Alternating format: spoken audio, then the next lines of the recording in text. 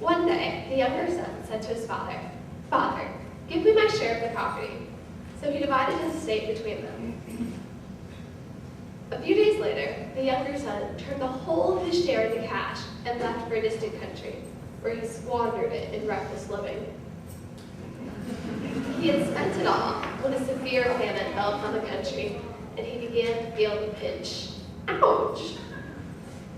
So he decided to attach himself to one of the local landowners, who set him on a farm to mind swine. Swine.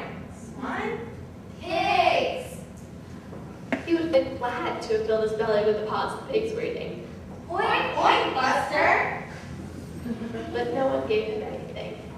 Then he came to his senses, wink, and said, "How many of my father's paid servants have more food than they can eat, and here I am starving to death?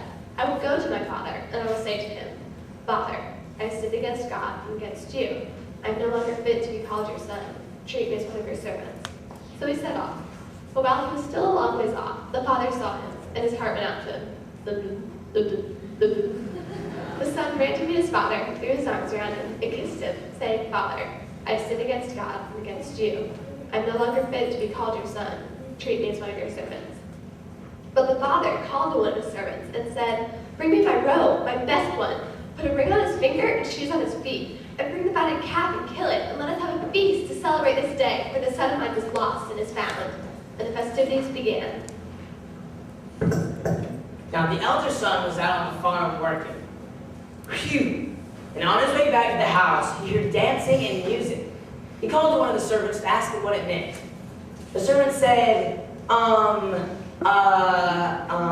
think it's your nephew, no, your cousin, no, I think your brother. Yeah, your brother. Your brother's come home and your father's killed a fatted calf for him. The brother was irritated?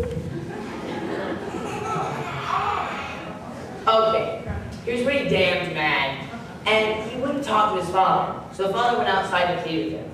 The brother retorted, saying, "I've been working for you all these years, and you never once given me a boy for a feast or anything, and I've never broken any of your rules." "My boy," said the father, "you are mine, and everything I have is yours. But why wouldn't we celebrate this day when your brother was dead and is now alive? Metaphorically speaking, lost and is now found."